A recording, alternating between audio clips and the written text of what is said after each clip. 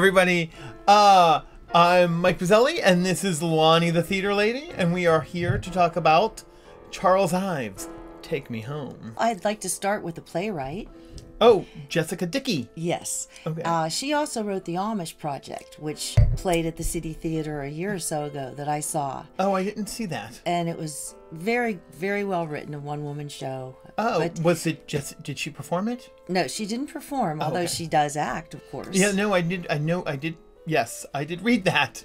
But I thought it was interesting how she decided to write this play. When she was a young girl, she played basketball, and when she went to Boston University, she took a classical music course and studied the composer Charles Ives. And was fascinated with his music because it's so different, as we heard last night.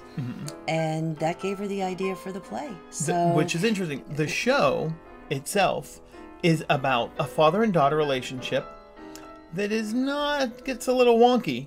college. This play is about music and basketball. Which was really interesting because I don't know much about either. throughout the play, though, they showed the similarities between music and basketball, mostly with rhythms. Drew McVetti. He played the father, John Starr. Yes. And I think just to hear him play the violin is worth the price of admission. Oh, yeah, for an actor, he's playing the violin as well. Really accomplished violinist. And Charles Ives' music is so different. And it was so beautiful. And the way he made the violin speak when he played it, and the rich tonal qualities.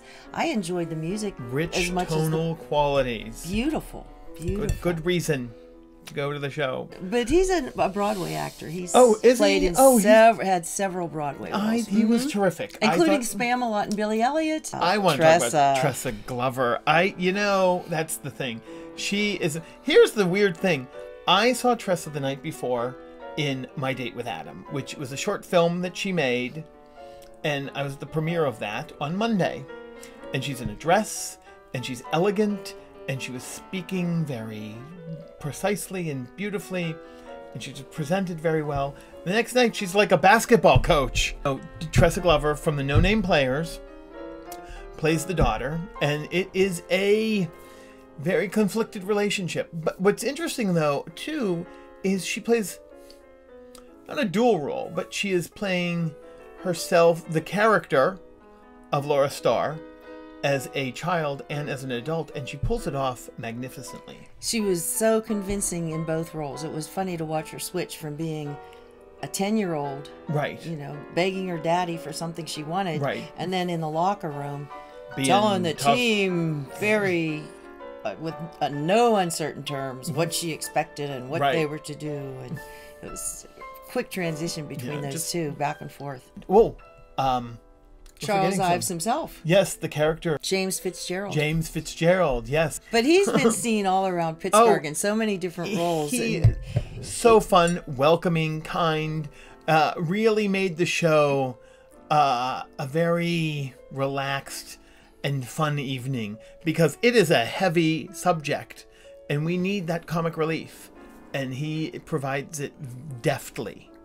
It was such a contrast to all the emotion that was playing out between the daughter and the father and and I also liked that it was the daughter that was into sports and it was the father that was into music.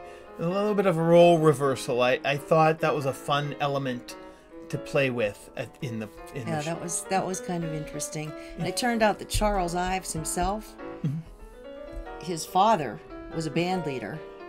And he, as a child, loved baseball. So he did both sports and music as a child. And he was a little bit embarrassed when he was a child to be involved in music, that it wasn't boyish enough. So when people would ask him about his music and they'd say, "What do you play?" he'd say, "Shortstop." But this production of it, I think, was really interesting too, the way they chose the set. Yeah. It just, like a skate park. What is that?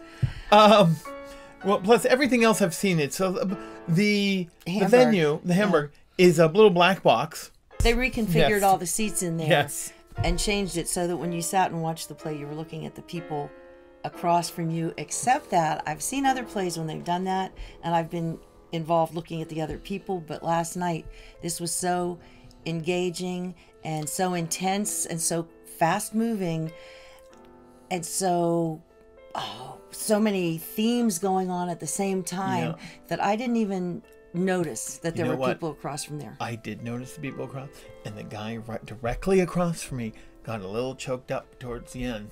Oh, and the guy beside me got a little choked up. Oh, the guy beside you was me. Well, actually... Tell us about it, Janet.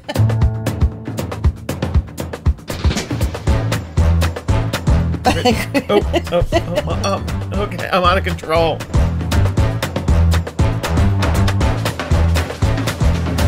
I love SPAMALOT. Me too. Not together.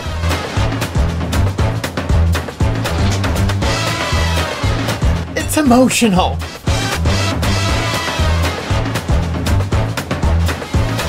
Charles Ives, Take Me Home at, well, anybody can really after a couple of these.